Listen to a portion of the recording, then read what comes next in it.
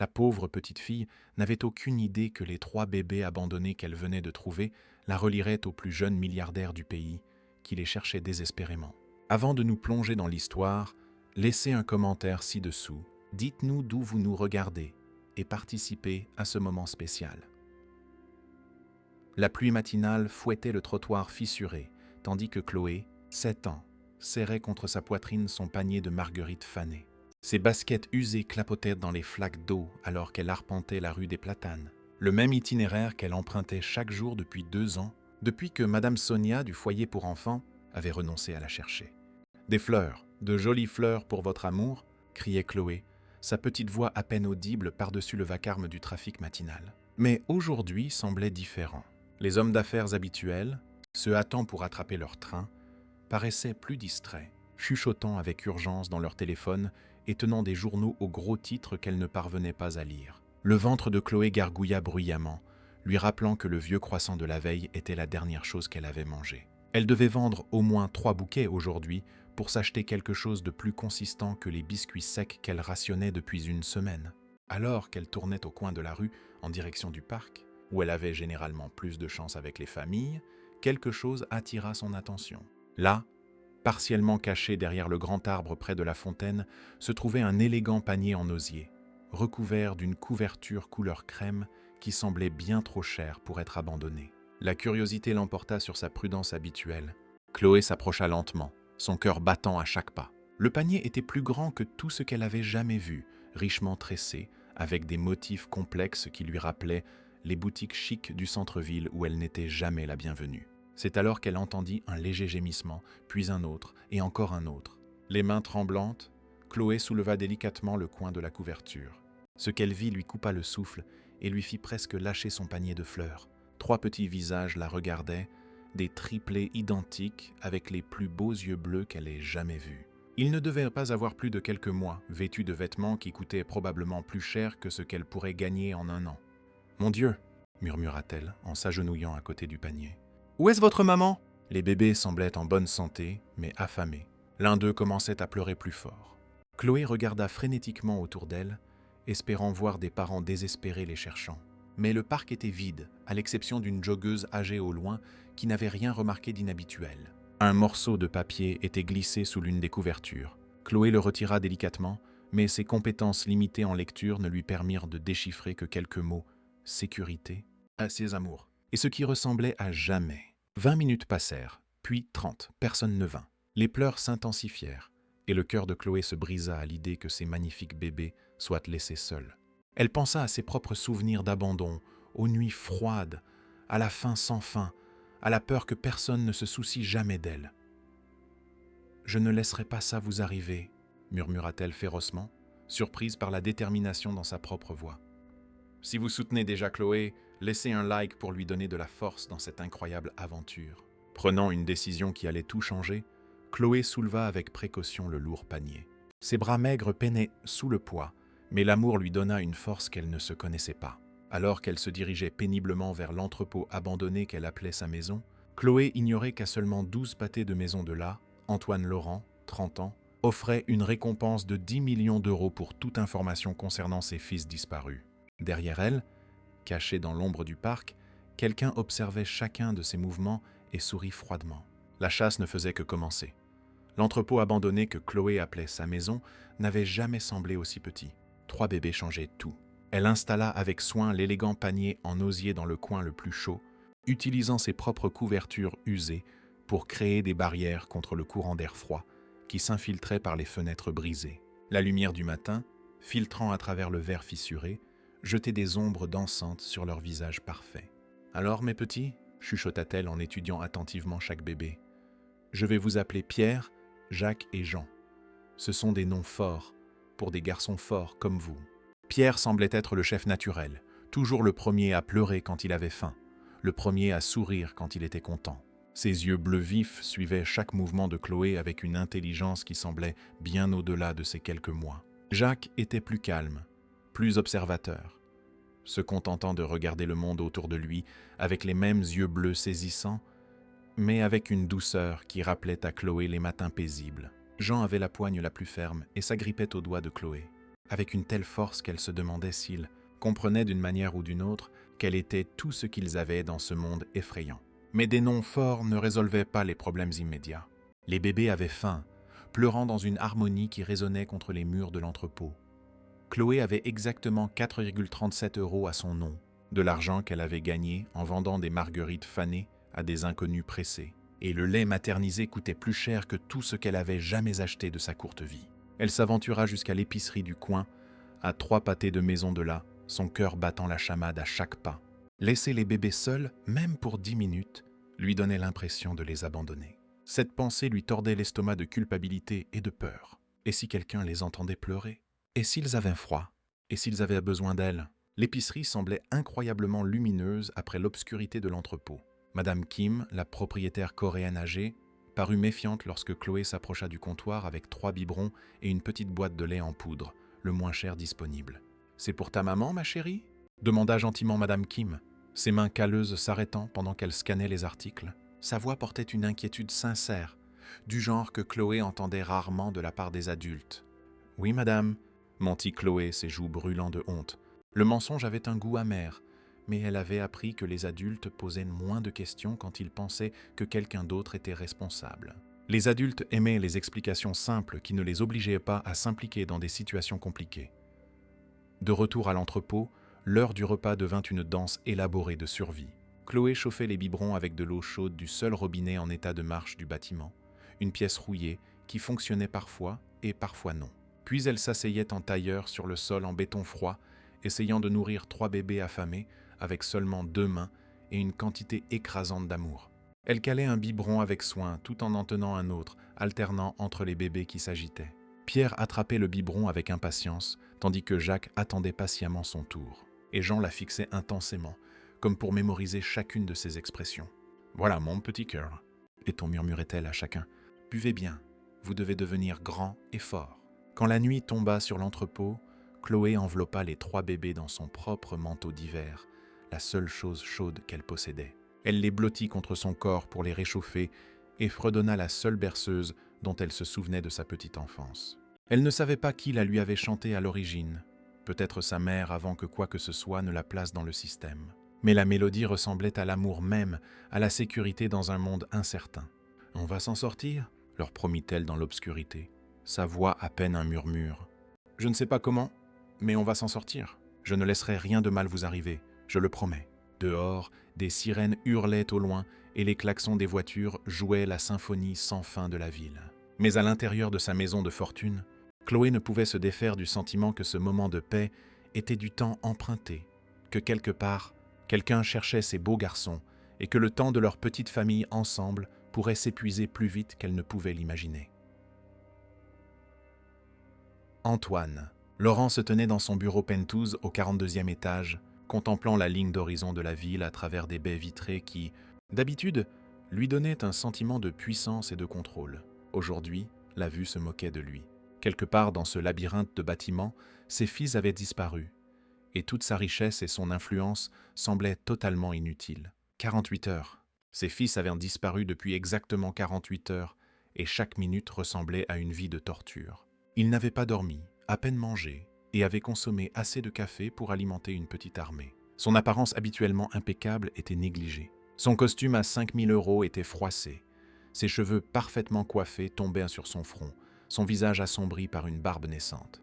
« Monsieur, la police judiciaire souhaite vous informer de l'avancement de l'enquête, » dit doucement son assistante Isabelle, depuis le seuil. Elle était avec lui depuis 6 ans et ne l'avait jamais vu aussi brisé. « L'inspecteur Roche vous attend dans la salle de conférence. » Antoine ne se retourna pas. Il ne supportait pas de voir la pitié dans les yeux de quiconque, ni ceux d'Isabelle, ni ceux des agents, ni ceux des dizaines d'experts en sécurité qui travaillaient sans relâche. « Dites-moi qu'ils ont quelque chose. N'importe quoi.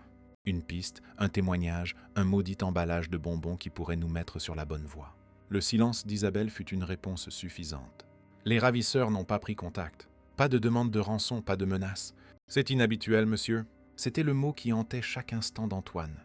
Inhabituel. Quand on enlève les enfants de l'un des hommes les plus riches de France, un homme qui contrôle des compagnies maritimes, des empires immobiliers et des entreprises technologiques dans 3 régions, on veut généralement de l'argent, des montagnes d'argent. Le silence était plus terrifiant que n'importe quelle demande de rançon aurait pu l'être. Antoine pensa à Laura, son ex-femme maintenant inconsciente dans l'unité de soins intensifs de l'hôpital Saint-Louis.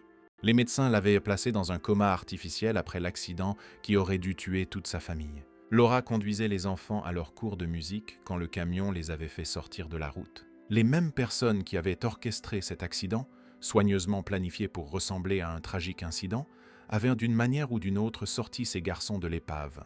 Le rapport officiel disait que les corps des enfants n'avaient jamais été retrouvés dans la rivière.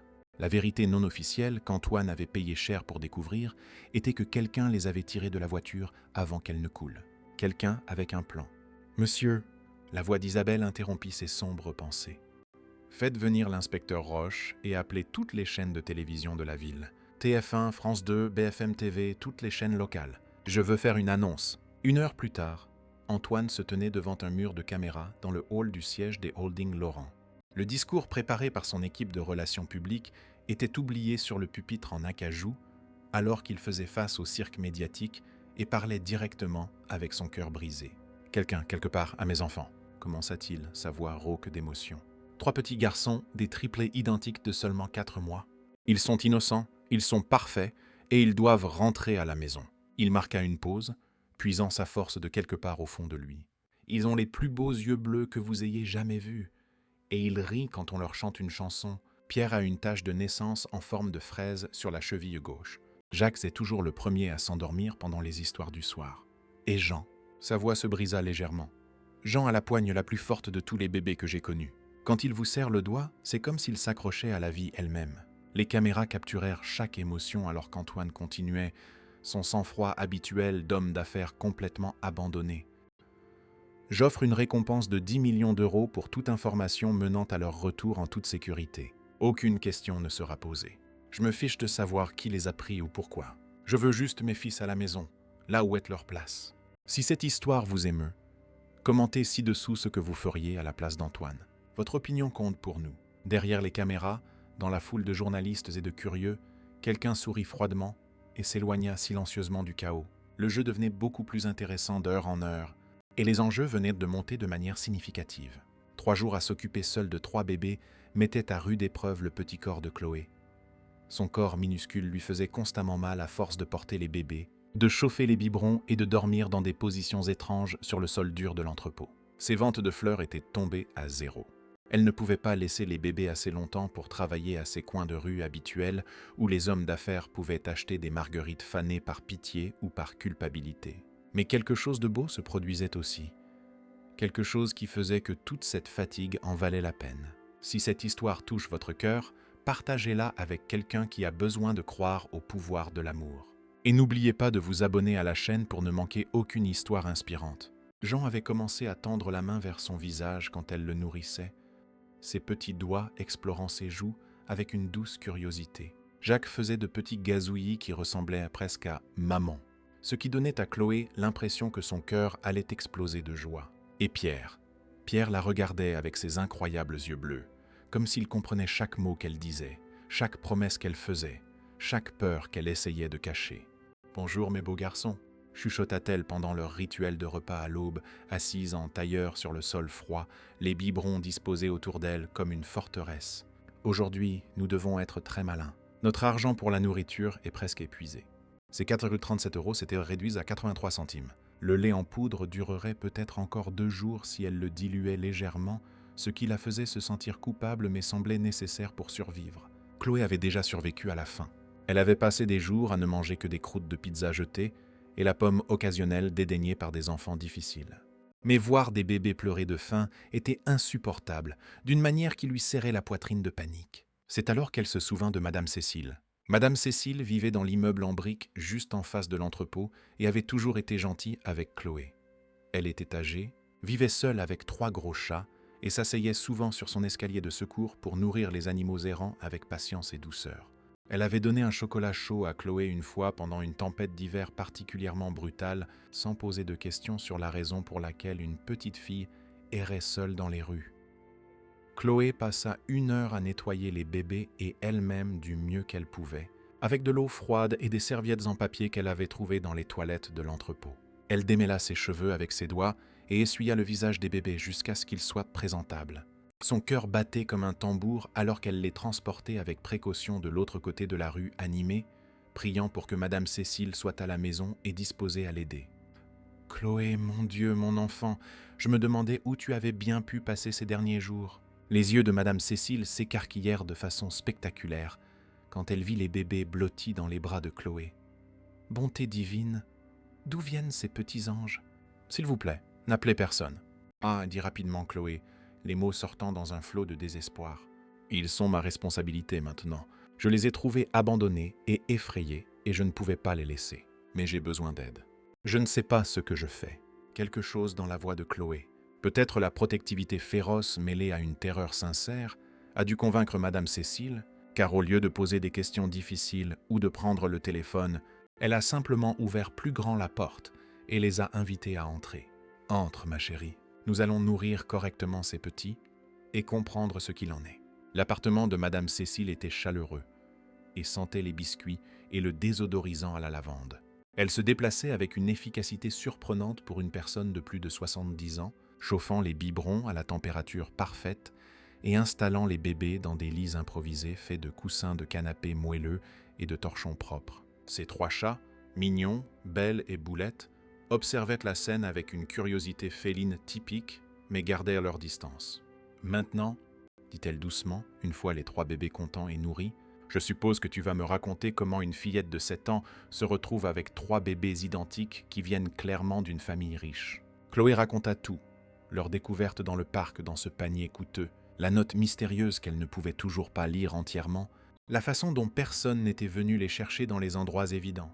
Madame Cécile écouta sans jugement, posant de temps en temps des questions douces qui aidaient en Chloé à se souvenir de détails qu'elle avait oubliés dans sa panique. « Mon enfant, ces bébés ne sont pas des trouvailles ordinaires, » dit finalement Madame Cécile en étudiant leurs beaux vêtements et la qualité évidente de tous ceux avec quoi ils avaient été laissés. « Quelqu'un de très riche a perdu ses enfants. Quelqu'un avec assez d'argent pour chercher partout. »« Est-ce que ça veut dire que je dois les rendre ?» demanda Chloé, les larmes menaçant de couler sur ses joues. La pensée de perdre Pierre, Jacques et Jean lui donnait l'impression qu'on lui arrachait le cœur. Madame Cécile resta silencieuse un long moment, étudiant le visage de Chloé avec des yeux sages qui avaient vu des décennies de complications de la vie. « Ça veut dire, ma douce enfant, que nous devons être très, très prudentes sur ce que nous allons faire ensuite. » L'annonce de la récompense de 10 millions d'euros a tout changé du jour au lendemain. Dans les heures qui ont suivi la conférence de presse, les lignes téléphoniques d'Antoine Laurent ont été inondées de centaines d'appels de tout le pays. La plupart étaient de fausses pistes, des gens désespérés espérant de l'argent facile, prétendant avoir vu des triplés dans des endroits impossibles comme Brest ou Perpignan. Mais l'inspecteur Roche a insisté pour qu'ils enquêtent sur chaque appel, aussi improbable soit-il. « Monsieur Laurent, nous devons discuter immédiatement des mesures de sécurité », a déclaré Roche lors de leur réunion d'urgence matinale dans le bureau d'Antoine. « Si quelqu'un a vraiment vos enfants, cette récompense les rend extrêmement précieux. Cela pourrait jouer en notre faveur. » Antoine entendit à peine les préoccupations de sécurité de l'inspecteur. Il étudiait les photographies que son détective privé avait compilées pendant la nuit. Chaque endroit possible où l'on pourrait cacher 3 bébés dans la région métropolitaine. Des bâtiments abandonnés, des campements de sans-abri, des motels miteux, même des maisons de banlieue où les voisins pourraient ne pas poser de questions sur des bébés qui pleurent. La ville semblait soudainement incroyablement vaste. « Et la femme qui a signalé avoir vu un panier inhabituel au parc des Tilleuls ce matin-là » demanda soudain Antoine, son doigt s'arrêtant sur un rapport de police. « La joggeuse, Madame Alice, 62 ans, enseignante à la retraite. Elle court le même parcours tous les matins à 6 heures. Elle a dit avoir vu une jeune fille portant quelque chose de lourd depuis la direction de la fontaine, mais n'y a pas prêté beaucoup d'attention sur le moment. La description était vague, petite, maigre, probablement sans abri, portant ce qui ressemblait à un grand panier ou un sac. Une enfant. » Antoine sentit quelque chose de froid et de tranchant s'installer dans son estomac. « Quelqu'un a donné mes enfants à une enfant des rues.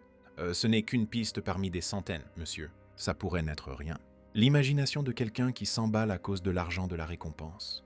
Mais l'instinct d'homme d'affaires d'Antoine, le même instinct qui avait bâti son empire, lui disait le contraire. Cela semblait différent, réel. Il pensa à sa propre enfance, avant que les brevets technologiques de son père ne les rendent riches, aux nuits qu'il avait passées à avoir faim. La façon dont les adultes regardaient à travers les enfants sans abri, comme s'ils étaient invisibles, comme s'ils n'avaient pas d'importance. Je veux des équipes de surveillance dans chaque campement de sans-abri connu de la ville. Vérifier les bâtiments abandonnés, les endroits où les enfants des rues se cachent. Et Roche. La voix d'Antoine se durcit de détermination. Si quelqu'un utilise un enfant pour cacher mes fils, ils ont rendu ça personnel d'une manière qu'ils ne peuvent pas imaginer. Pendant ce temps, de l'autre côté de la ville, une berline noire aux vitres teintées s'est garée devant l'épicerie de Madame Kim. Les occupants suivaient les rapports d'achats inhabituels de lait maternisé, de grandes quantités achetées par quelqu'un qui ne correspondait pas au profil client typique. Madame Kim avait mentionné la jeune fille qui achetait du lait en poudre depuis plusieurs jours, payant toujours avec de petites pièces et de petits billets, toujours nerveuse, toujours pressée. La description correspondait à d'autres rapports du secteur.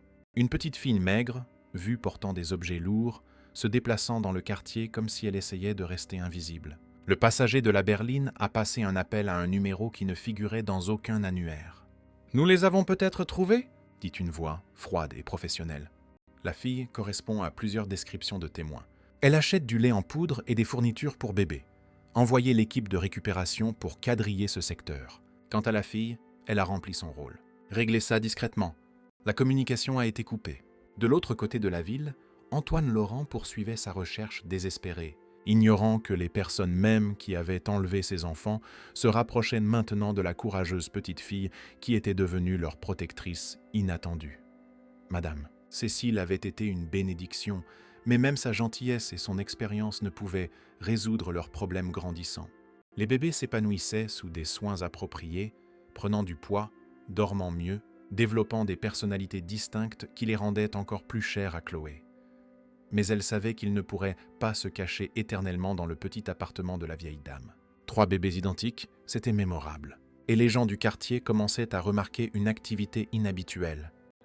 Ils deviennent plus forts chaque jour, observa Madame Cécile, regardant Pierre essayer de se retourner sur le tapis moelleux pendant que ses frères observaient avec intérêt.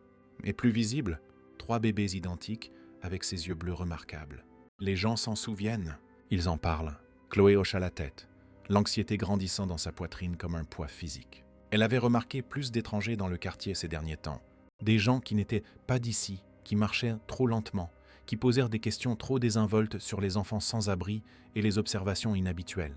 Des hommes en costume qui prétendaient être des travailleurs sociaux mais n'avaient pas les bonnes cartes d'identité. Des femmes qui disaient être des services à l'enfance mais posèrent des questions étranges sur les achats de lait en poudre. Madame Cécile, et si leur vraie famille était méchante? Et si c'était pour ça que quelqu'un les a laissés dans le parc? Chloé se débattait avec cette question depuis des jours. Et si les rendre signifiait les mettre en danger? La vieille femme resta silencieuse un instant, ses mains calleuses caressant doucement Jacques, qui somnolait paisiblement sur ses genoux. Parfois, mon enfant, les familles sont compliquées. Les gens font des erreurs, ou les circonstances forcent des choix impossibles. Mais ces bébés, regarde leurs vêtements, leur santé avant que tu ne les trouves. Le panier cher dans lequel ils ont été laissés. Quelqu'un les aimait beaucoup et voulait qu'ils soient trouvés par quelqu'un qui s'en soucierait. Cet après-midi-là, alors que Madame Cécile faisait une sieste dans son fauteuil et que les bébés dormaient paisiblement dans leur nurserie improvisée, Chloé décida de sortir pour faire des courses. Ils avaient besoin de plus de lait, de plus de couches. Et Madame Cécile était à court du savon spécial pour bébé qu'elle avait insisté pour acheter. Chloé était à 3 pâtés de maison de l'épicerie quand elle remarqua l'homme qui la suivait. Il essayait d'être subtil, restant à un demi-pâté de maison derrière, faisant semblant de regarder les vitrines tout en la gardant en vue. Mais Chloé avait développé un instinct aiguisé du danger pendant son temps dans la rue. Quand elle a brusquement tourné dans une ruelle entre 2 bâtiments, il a accéléré le pas. Quand elle est revenue vers la rue principale, il parlait avec urgence dans un téléphone, ses yeux ne quittant jamais sa petite silhouette. La panique inonda son système comme de l'eau glacée. Sans réfléchir, elle courut. L'homme la poursuivit à travers le labyrinthe des rues du centre-ville. Mais Chloé connaissait chaque raccourci, chaque cachette, chaque escalier de secours et entrée de sous-sol qui pouvait offrir un sanctuaire. Elle plongea dans une entrée de métro, se faufila à travers la foule des voyageurs de l'après-midi et finit par le semer dans le chaos du quartier commerçant où des centaines de personnes se déplaçaient dans des directions différentes. Quand elle revint à l'immeuble de Madame Cécile, 40 minutes plus tard, essoufflée et terrifiée, elle vit quelque chose qui lui glaça le sang. Une berline noire était garée juste devant. À travers la fenêtre du 3e étage de Madame Cécile, elle pouvait voir des silhouettes, de grandes silhouettes qui n'étaient certainement pas la vieille dame. Des étrangers étaient dans son refuge, près de ses bébés, et elle ne pouvait pas les atteindre. Les mains de Chloé tremblaient violemment alors qu'elle réalisait la terrible vérité. Quelqu'un savait pour les bébés, ils avaient été trouvés, et elle était dangereusement proche. Depuis l'ombre de l'autre côté de la rue, cachée derrière une benne à ordures dans la ruelle, elle regardait et attendait, le cœur brisé en entendant l'un de ses garçons pleurer à l'intérieur de l'appartement où elle ne pouvait pas l'atteindre. Le cri de Pierre. Elle savait que c'était Pierre, car il pleurait toujours le plus fort quand il avait peur ou faim. La chasse les avait finalement trouvés, et Chloé ne s'était jamais sentie aussi impuissante ou seule de toute sa courte vie. Pensez-vous que Chloé parviendra à sauver les bébés?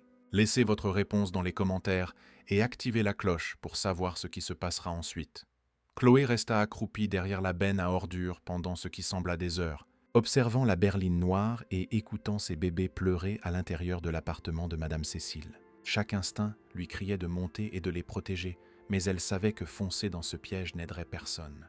Le son des cris terrifiés de Pierre lui transperçait le cœur comme du verre brisé, et elle dut se mordre la main pour ne pas pleurer en réponse. La nuit d'automne devenait plus froide. Le mince manteau de Chloé offrait peu de protection contre le vent qui sifflait dans la ruelle. Son estomac se nouait de faim. Elle n'avait rien mangé depuis le sandwich partagé de la veille avec Madame Cécile, mais l'inconfort physique n'était rien comparé à l'agonie d'entendre ses garçons en danger. Quand l'obscurité fut complète, elle les vit transporter Madame Cécile sur une civière. La vieille dame semblait inconsciente mais respirait, ses cheveux gris en désordre, un pansement visible sur son front. Le cœur de Chloé se serra de culpabilité. Madame Cécile était blessée parce qu'elle avait essayé de les aider, parce qu'elle avait montré de la gentillesse à une enfant sans abri et à 3 bébés mystérieux. Puis vint le moment qui changea tout. À travers la fenêtre de l'appartement, éclairée par la dure lumière fluorescente, elle vit un grand homme en costume sombre tenir Pierre brutalement par son petit corps. Même de l'autre côté de la rue, elle pouvait entendre les cris terrifiés de son petit garçon. Elle pouvait voir comment l'homme traitait Pierre comme une cargaison plutôt que comme un enfant précieux et fragile qui avait besoin de douceur et d'amour. Les gestes de l'homme étaient impatients, professionnels, dépourvus de toute reconnaissance qu'il avait affaire à un être humain. Comme Pierre continuait de pleurer, l'homme le secoua légèrement, marmonnant quelque chose que Chloé ne put entendre, mais dont le ton était indubitablement menaçant. C'est alors que Chloé remarqua quelque chose que les ravisseurs avaient manqué dans leur précipitation. L'escalier de secours de Madame Cécile était à l'arrière du bâtiment, caché de leur vue par l'architecture de la vieille structure en briques. La vieille dame le lui avait montré quelques jours auparavant, mentionnant que c'était ainsi qu'elle avait échappé à un incendie de cuisine des années plus tôt, quand son mari était encore en vie et qu'ils étaient des plus jeunes. Chloé attendit de voir 2 des hommes partir dans une voiture séparée, emmenant vraisemblablement Madame Cécile quelque part, espérons-le à un hôpital où elle pourrait recevoir de l'aide, bien que Chloé craignît qu'ils aient des intentions plus sombres. Il en restait au moins 2 dans l'appartement avec ses bébés.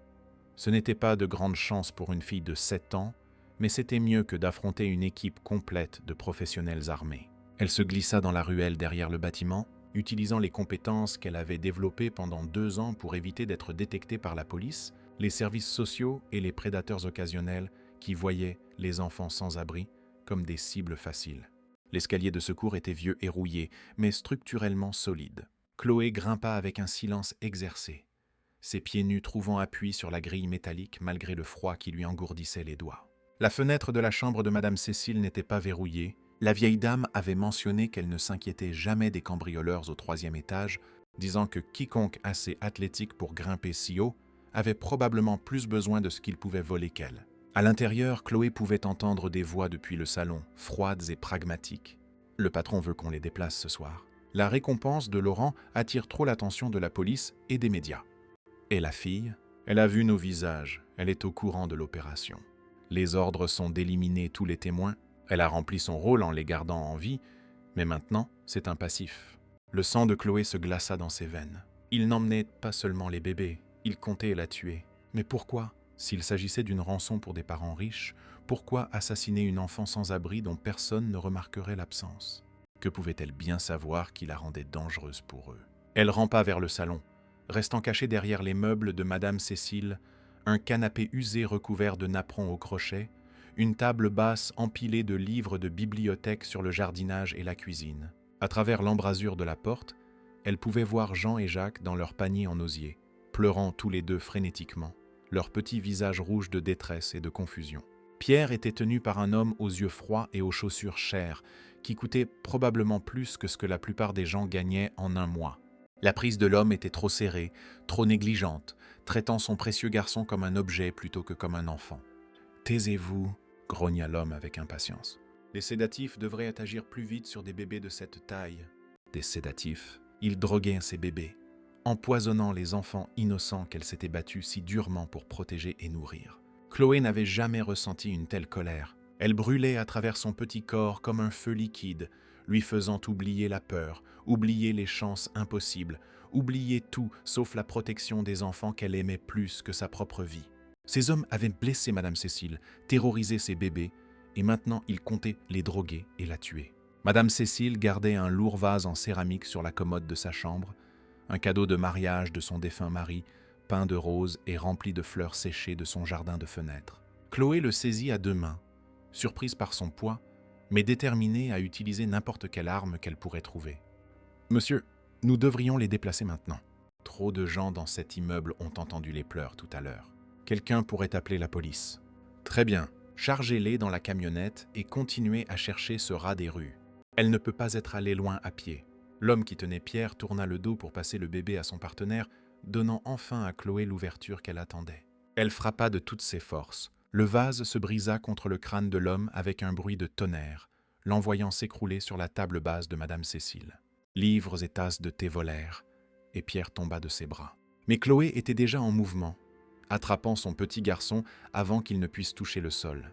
Le deuxième homme se retourna, cherchant quelque chose dans sa veste, probablement une arme. Mais Chloé courait déjà.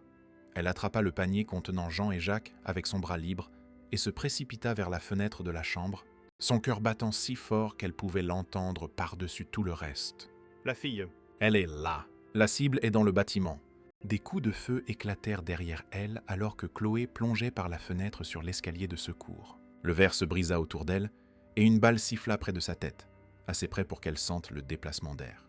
Mais elle continua d'avancer, serrant les trois bébés contre elle, alors qu'elle descendait les marches métalliques à une vitesse désespérée. Elle atteignit la ruelle en courant, ses jambes maigres la portant, elle et les bébés, vers le labyrinthe des rues du centre-ville, où elle connaissait chaque cachette, chaque raccourci, chaque issue de secours qui pourrait leur sauver la vie. Derrière elle, elle entendit des portières de voitures claquer et des moteurs vrombir avec urgence. La poursuite était lancée, et cette fois, c'était une question de vie ou de mort pour eux tous. Si votre cœur bat aussi vite que le nôtre, laissez un like pour donner de la force à Chloé dans cette fuite désespérée. L'inspecteur Roche fit irruption dans le bureau d'Antoine à 2h du matin, son visage assombri par l'épuisement et le poids de nouvelles révélations qui allaient tout changer.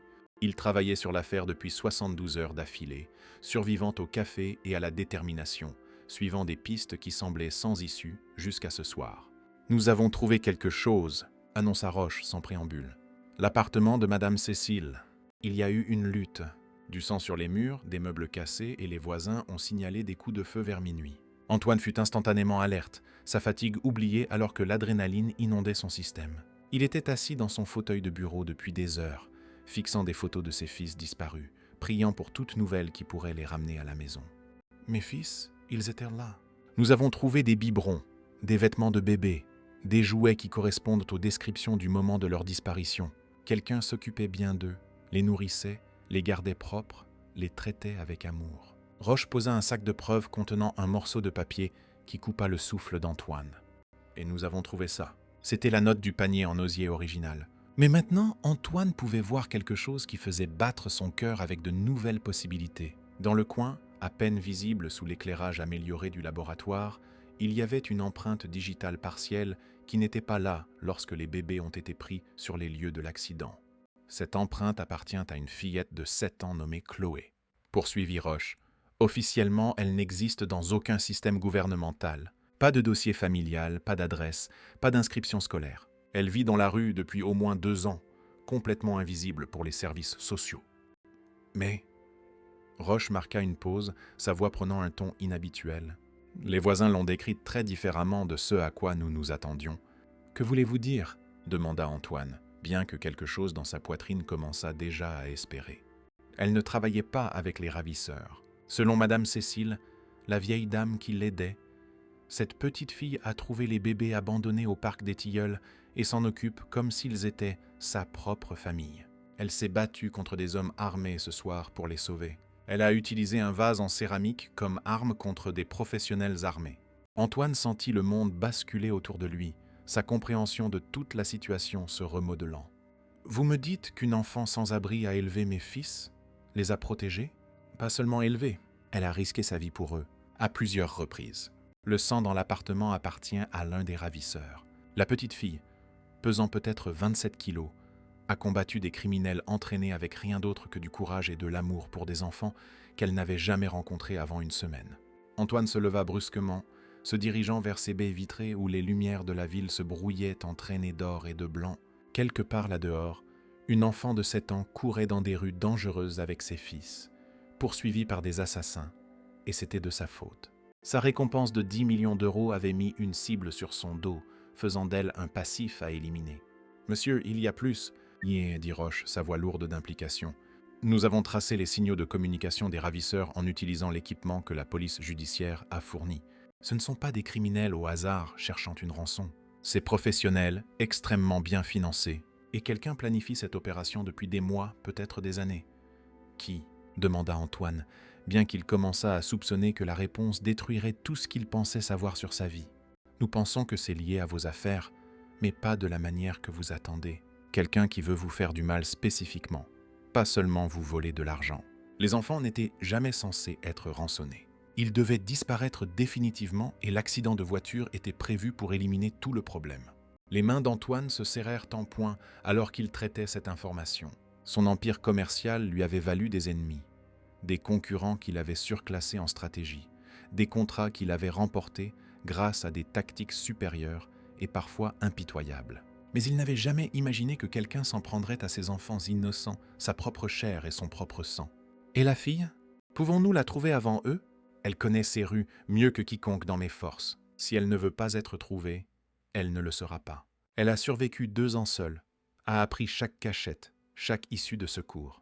Mais... » Roche le regarda droit dans les yeux. « Elle n'est pas l'ennemi ici. Cette petite fille a été la seule chose entre vos enfants et ce que ces gens veulent vraiment. » Antoine pensa à Laura, toujours inconsciente à l'hôpital Saint-Louis, et ressentit une vague de protection pour cet enfant inconnu qui avait endossé le rôle de mère lorsque son monde s'était effondré. « Doubler la récompense, » dit-il calmement, sa voix pleine d'une nouvelle détermination, « mais pas pour des informations sur les enfants, pour ramener cette petite fille à la maison en toute sécurité avec mes fils. Elle fait partie de ma famille maintenant, qu'elle le sache ou non. » Roche hocha gravement la tête, attrapant déjà sa radio pour coordonner la recherche élargie. « Monsieur, nous devons agir vite. Ces gens ne laissent pas de traces. Ils essaieront d'éliminer à la fois les enfants et leurs protectrices avant l'aube. Et ils ont des ressources que nous essayons encore de comprendre. » Antoine prit son manteau et se dirigea vers la porte. « Alors nous ferions mieux de les trouver en premier. » Chloé courut jusqu'à ce que ses poumons brûlent comme le feu et que ses jambes tremblent d'un épuisement qui menaçait de la faire s'effondrer sur le trottoir. Les bébés avaient finalement cessé de pleurer, submergés par la terreur et la confusion jusqu'à ce qu'ils tombent dans un sommeil d'épuisement émotionnel. Mais leur poids combiné devenait plus lourd à chaque pâté de maison qu'elle parcourait. Elle plongea dans un tunnel de métro abandonné qu'elle avait utilisé comme abri pendant les nuits d'hiver particulièrement rudes lorsque la température tombait en dessous de 0. Le tunnel faisait partie de l'ancien système de transport en commun, abandonné lorsque la ville avait redirigé les lignes de métro des décennies plus tôt, laissant derrière elle un réseau de passages oubliés que les sans-abri utilisèrent parfois. Le tunnel était froid et humide, l'eau s'égouttant des tuyaux rouillés au-dessus, mais il était caché et défendable. Elle l'avait découvert des mois auparavant en fuyant des enfants des rues plus âgés qui voulaient lui voler l'argent de ses fleurs et l'avaient menacée de lui faire du mal si elle ne leur donnait pas tout ce qu'elle avait gagné ce jour-là. Elle installa les bébés sur son manteau, dans l'endroit le plus sec qu'elle put trouver, vérifiant chacun d'eux attentivement à la recherche de blessures à la faible lumière filtrant des grilles au-dessus. Pierre avait une petite coupure sur le front suite à la lutte dans l'appartement de Madame Cécile, mais sinon, il semblait physiquement indemne. Jean et Jacques s'agrippèrent à ses doigts quand elle les leur offrit, leurs petits visages confiants malgré tout ce qu'ils avaient enduré. « Je suis désolée », leur chuchota-t-elle, sa voix résonnant sur les murs en béton. « J'ai essayé de vous garder en sécurité, mais j'ai tout empiré. Madame Cécile est blessée à cause de moi. Vous êtes en danger, parce que je n'ai pas su comment vous protéger correctement. » Le bruit de pas résonna depuis l'entrée du tunnel, plusieurs paires de pieds se déplaçant avec une coordination qui témoignait d'un entraînement militaire ou policier. Le cœur de Chloé battait contre ses côtes alors qu'elle attrapait les bébés et s'enfonçait plus profondément dans l'obscurité, vers la sortie de maintenance qu'elle avait repérée lors de son exploration initiale du système de tunnel. « Je sais que tu es là, petite », appela une voix, froide et professionnelle, résonnant sur les murs. « Nous voulons juste les enfants. Donne-les-nous et tu pourras partir. » Personne n'a besoin d'être blessé. Chloé savait qu'il mentait. Elle les avait entendus comploter pour la tuer dans l'appartement de Madame Cécile. Ce n'étaient alors pas des gens qui laissaient des témoins vivants, surtout des témoins qui pouvaient les identifier à la police. Elle continua d'avancer, se frayant un chemin le long du mur du tunnel d'une main, tout en serrant le panier de l'autre. Ses pieds nus étaient de silencieux sur le béton humide. « Tu ne peux pas courir éternellement, et tu ne fais que rendre les choses plus difficiles pour tout le monde. Ces bébés ont besoin de soins médicaux appropriés, de nourriture adéquate. Tu es dépassé. » Un faisceau de lampes de poche balaya le tunnel derrière elle, puissant et brillant, créant des ombres dansantes qui rendaient l'obscurité devant encore plus impénétrable. Ils se rapprochaient, leurs voix résonnant étrangement dans l'espace confiné. Chloé atteignit l'échelle de maintenance menant à une sortie de service près de la rivière. Grimper avec 3 bébés serait presque impossible, mais rester signifiait une mort certaine pour eux tous. Elle attacha le panier sur son dos avec sa ceinture et commença à grimper d'une main, utilisant sa connaissance du système de tunnel qu'elle avait acquise lors d'hivers désespérés, quand cet endroit avait été son seul refuge contre les températures glaciales. Chaque barreau était une agonie, ses bras endoloris par le poids et ses épaules criant de douleur. L'amour lui donnait une force qu'elle ne se connaissait pas. Pierre fit un petit bruit contre son dos, et elle lui murmura des paroles rassurantes qu'elle n'était pas sûre de croire elle-même. Au-dessus du sol, la sortie de service débouchait sur un chantier de construction près des quais, où de nouveaux appartements de luxe étaient en cours de construction. Des engins lourds offraient une couverture, bulldozers, bétonnières, grues, qui projetaient de longues ombres sous la lumière des lampadaires. Mais Chloé savait que cette zone était trop ouverte pour se cacher longtemps. Elle avait besoin d'un plan pour les garder en sécurité jusqu'à l'aube, quand la police les trouverait sûrement.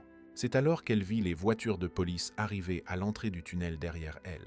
Mais ce n'étaient pas des unités de patrouille ordinaires. Les officiers se déplaçaient avec une précision militaire, portant un équipement tactique qui suggérait l'implication du GIGN ou d'une unité d'élite. Quelqu'un d'autre chassait les chasseurs, ce qui signifiait soit un sauvetage, soit une situation encore plus dangereuse. Chloé prit une décision désespérée.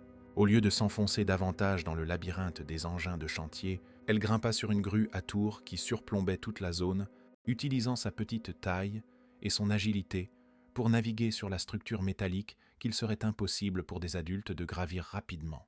De son perchoir élevé au-dessus du chantier, elle pouvait tout voir. Les hommes qui la poursuivaient se déplaçant à travers les machines en dessous, les unités de police se déplaçant pour les intercepter avec une précision coordonnée, et au loin, d'autres voitures noires arrivant de plusieurs directions. Mais elle vit aussi quelque chose qui lui arrêta le cœur. Un homme en manteau cher marchait droit vers le chantier, flanqué d'officiers de police, mais clairement aux commandes de l'opération. Même à cette distance, elle pouvait voir sa détermination, son désespoir, la façon dont il se déplaçait, comme quelqu'un dont le monde entier dépendait de ce qui allait se passer dans les prochaines minutes.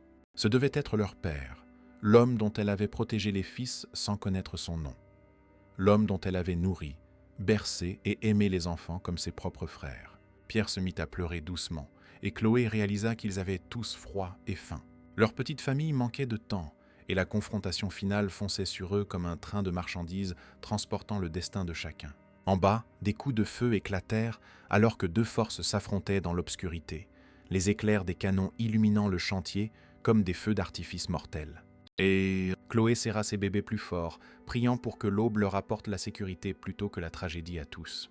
La fusillade en contrebas n'a duré que quelques minutes, mais pour Chloé, perchée sur la grue avec 3 bébés, cela a semblé des heures de terreur. Les éclairs des canons illuminèrent le chantier comme des feux d'artifice mortels, et le son des armes automatiques résonnait contre les structures en béton et en acier. Quand la fusillade a finalement cessé, elle a pu voir des silhouettes immobiles sur le sol et d'autres, les mains levées en signe de reddition.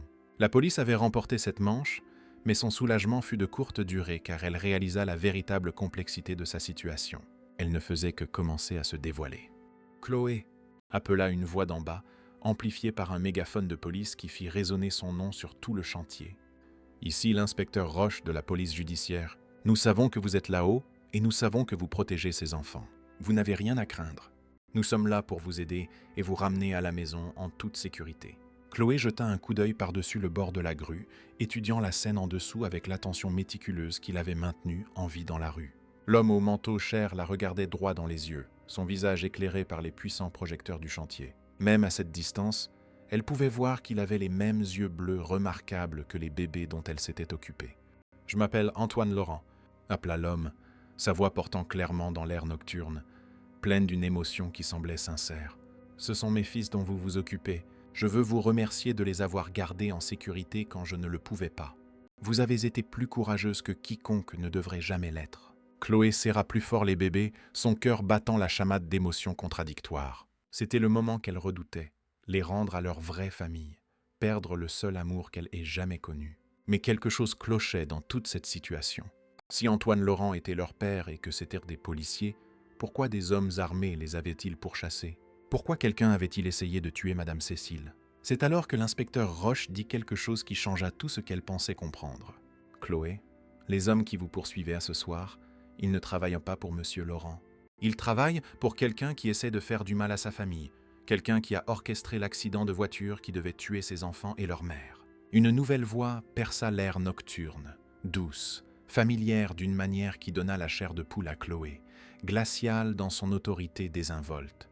Quelle déception! J'espérais que cela serait résolu plus discrètement, sans impliquer autant de témoins et de complications.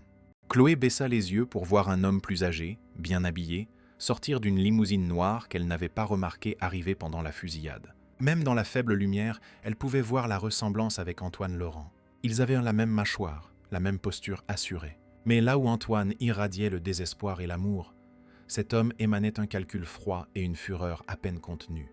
Plusieurs nouveaux arrivants sortirent d'autres véhicules, se déplaçant avec la même précision professionnelle que les ravisseurs précédents. Ce n'étaient ni des policiers, ni des agents du FBI, mais des agents de sécurité privés, coûteux et mortels. « Bonjour mon fils », dit l'homme plus âgé avec désinvolture, comme s'il saluait Antoine à un dîner de famille plutôt que sur une scène de crime. « Ah, je vois que tu as retrouvé mes petits-fils. Quelle déconvenue !»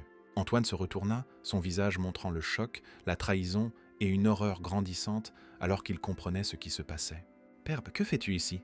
Comment connaissais-tu cet endroit ? » « Je nettoie un gâchis qui est complètement hors de contrôle, » répondit le père d'Antoine avec une efficacité glaciale. « Tu n'aurais jamais dû les retrouver, Antoine. Ils auraient dû mourir dans cet accident avec leur mère. Propre, simple, sans complications. »« C'est toi !» La voix d'Antoine n'était qu'un murmure, mais Chloé pouvait entendre la dévastation qu'elle contenait, même de son perchoir élevé. « Tu as essayé de tuer mes enfants ?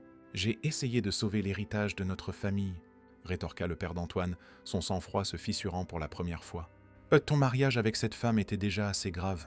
Une personne de rien, d'une famille de classe moyenne sans relation, sans valeur pour notre empire, mais des enfants, des héritiers qui pourraient contester tout ce que j'ai construit, qui pourraient diviser l'héritage et affaiblir notre contrôle. Je ne pouvais pas le permettre. » Chloé regarda, horrifiée, en réalisant la vérité. Il ne s'agissait pas de ravisseurs au hasard ou d'ennemis d'affaires cherchant une rançon. Il s'agissait d'un grand-père qui avait tenté d'assassiner ses propres petits-enfants pour protéger sa richesse et son pouvoir, qui voyait des bébés comme des obstacles plutôt que des vies précieuses. Si ce rebondissement vous a laissé sans voix, commentez, choquez ci-dessous et partagez cette histoire incroyable avec vos amis. La fille a rempli son rôle, poursuivit froidement le père d'Antoine, levant les yeux vers la grue où Chloé se cachait.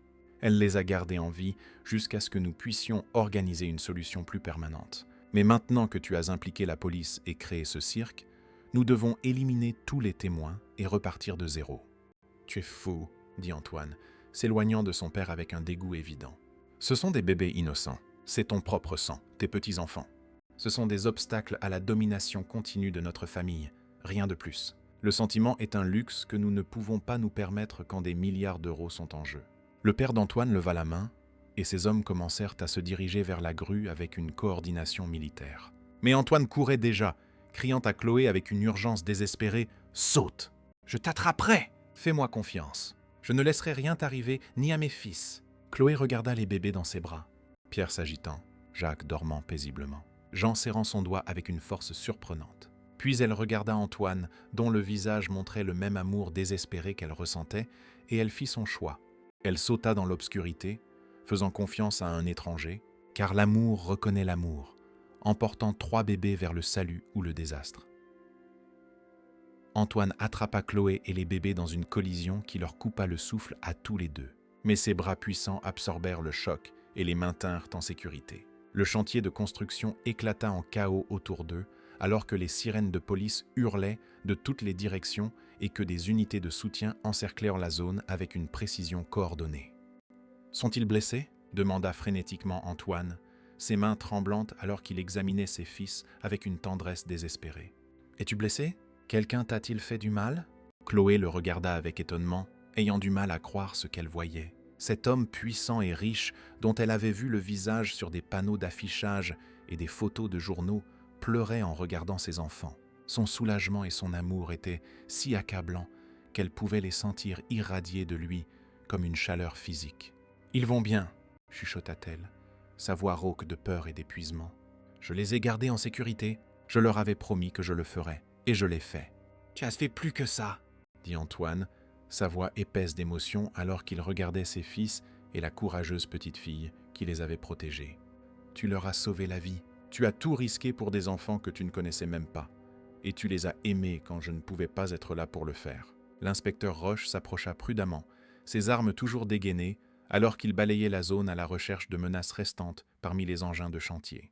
Les hommes du père d'Antoine s'étaient évanouis dans la nuit avec une efficacité professionnelle, mais tout le monde savait qu'ils se regrouperaient et reviendraient. « Monsieur, nous devons les faire sortir d'ici immédiatement, » dit Roche d'un ton grave. « Les hommes de votre père se regroupent, et nous ne savons pas de combien de ressources ils disposent. » Ce n'était que la première confrontation. « Où pouvons-nous aller ?»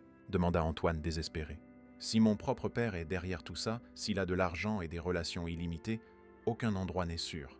Il continuera à venir jusqu'à ce qu'il obtienne ce qu'il veut. »« En fait, » dit Roche, sa voix prenant un ton différent, « il y a autre chose que vous devez savoir.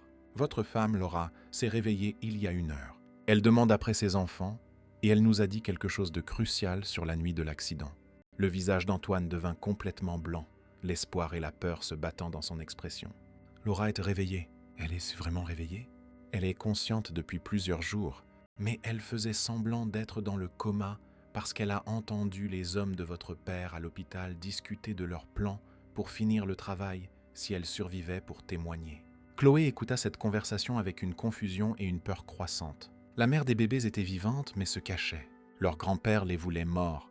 Le monde des familles riches était bien plus dangereux que la vie dans la rue, ou au moins on savait qui étaient ses ennemis. « Chloé, » dit soudain Antoine, s'agenouillant à son niveau pour qu'il soit face à face. « Je dois te demander quelque chose de très important. Ces hommes qui te poursuivaient, ont-ils dit quelque chose sur la raison pour laquelle ils voulaient les bébés ? N'importe quoi qui pourrait nous aider à comprendre comment arrêter mon père. » Chloé repensa aux conversations qu'elle avait surprises dans l'appartement de Madame Cécile et pendant la poursuite dans le tunnel.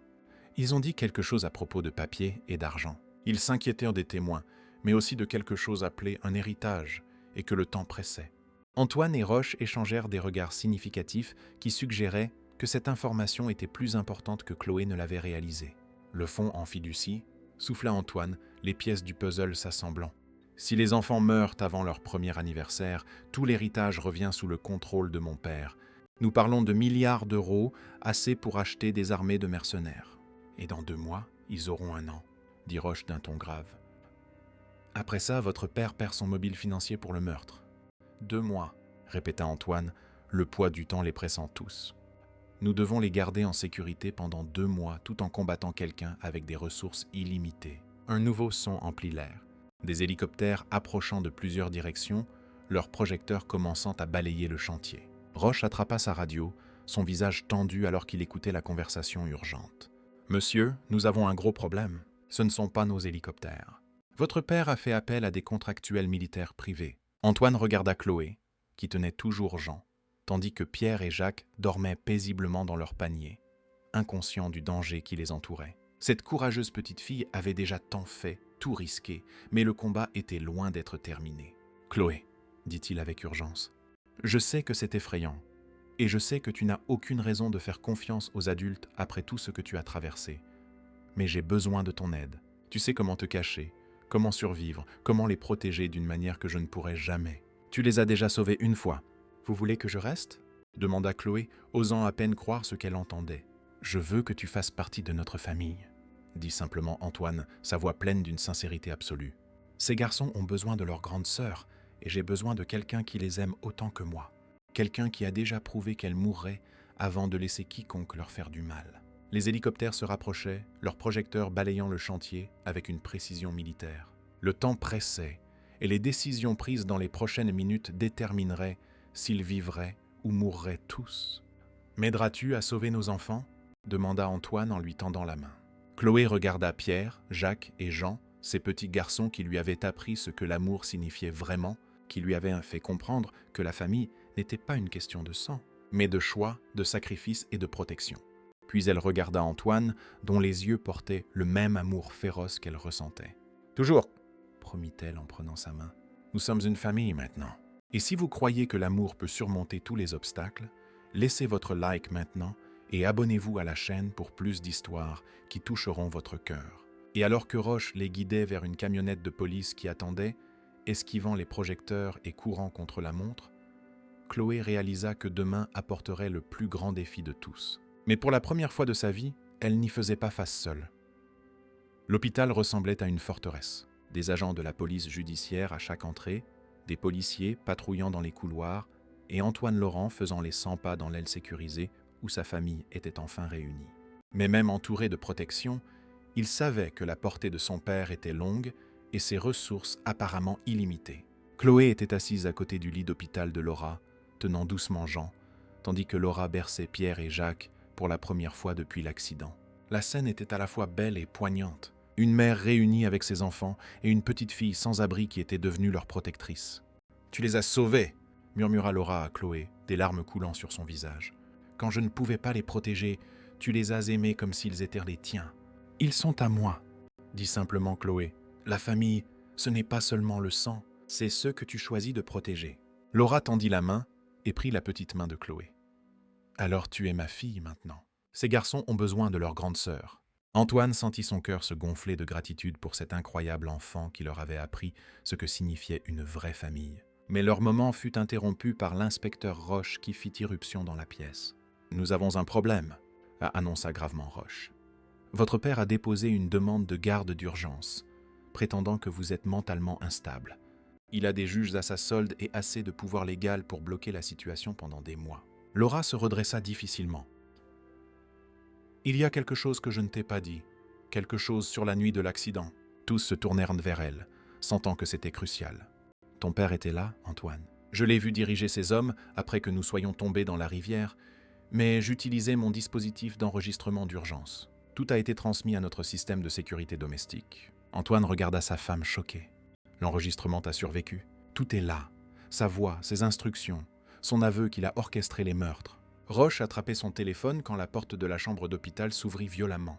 Le père d'Antoine entra, flanqué de 6 hommes en costume chair, se déplaçant avec l'assurance de quelqu'un qui possède la moitié de la ville. Derrière eux, des gardes de sécurité de l'hôpital, clairement à sa solde. « Bonjour mon fils, » dit calmement le père d'Antoine. « Je crois que tu as quelque chose qui m'appartient. »« Ces enfants n'appartiennent à personne, » dit Antoine se plaçant de manière protectrice devant le lit. « Ce sont des obstacles à tout ce que notre famille a construit. » Ses yeux froids se posèrent sur Chloé, y compris les témoins qui en ont trop vu. « Vous ne les prendrez pas ?» dit Chloé, se tenant debout avec Jean dans ses bras. Bien qu'elle n'ait que 7 ans, elle fit face à l'homme le plus puissant de la ville sans broncher. « Je ne vous laisserai pas leur faire de mal. » Le père d'Antoine sourit froidement. Touchant mais finalement inutile. C'est alors que Laura appuya sur un bouton de son téléphone. L'enregistrement retentit pour que tout le monde l'entende. L'audio cristallin du père d'Antoine donnant l'ordre de tuer ses propres petits-enfants. Son aveu d'avoir orchestré l'accident de voiture, sa discussion sur l'élimination des témoins. Alors que sa voix remplissait la pièce, son visage devint blanc de rage. « Oh, tu m'as enregistré ?» dit-il, son masque de sang-froid tombant enfin. « La police judiciaire en télécharge des copies en ce moment même, » répondit Laura. Roche sourit gravement alors que des agents fédéraux faisaient irruption par chaque entrée. Le conseil d'administration des Holdings Laurent a reçu des copies il y a 10 minutes, tout comme le procureur et toutes les grandes chaînes d'information. Antoine regarda son père se faire encercler, son empire s'effondrant en temps réel, alors que les alertes d'actualité inondèrent les téléphones dans toute la pièce. Les actions des holdings Laurent chutaient. Les enquêteurs fédéraux gelèrent les actifs. « Ce n'est pas fini », grogna le père d'Antoine, alors que des menottes se refermaient sur ses poignets. « Vous aviez des ressources ?» corrigea Roche. « Maintenant, vous avez une cellule de prison. » Alors que son père était emmené, Antoine sentit des mois de peur quitter ses épaules. Plus que du soulagement, il ressentit une gratitude immense pour sa femme qui avait tout risqué, pour l'inspecteur qui s'était battu pour la justice et pour l'incroyable petite fille qui avait sauvé sa famille. 6 mois plus tard, Antoine était assis dans son jardin, regardant Chloé apprendre à ses fils à marcher sur l'herbe douce. À 18 mois, Pierre, Jacques et Jean étaient en bonne santé, heureux et dévoués à leur grande sœur. Laura le rejoignit sur le banc, sa convalescence complète et sa joie intacte malgré la peur. « Tu penses qu'elle sait à quel point elle compte pour nous ?» demanda Laura, en regardant Chloé rire alors que Jean faisait ses premiers pas. « Elle apprend », répondit Antoine. « Elle n'a jamais eu de vraie famille avant. »« Papa, maman !» appela Chloé, utilisant des noms qui faisaient bondir le cœur d'Antoine. Jean a fait 6 pas entiers. Antoine et Laura se précipitèrent pour célébrer avec leurs enfants, tous les 4. Et Antoine réalisa que parfois, la force la plus puissante n'était pas l'argent ou l'influence. Parfois, c'était juste un amour assez courageux pour protéger ce qui comptait le plus. « Nous sommes à la maison », murmura-t-il à sa famille. Et pour la première fois, Antoine Laurent comprit ce que ces mots signifiaient vraiment. Si cette histoire a touché votre cœur autant que le nôtre, dites-nous en commentaire quel a été le moment qui vous a le plus ému.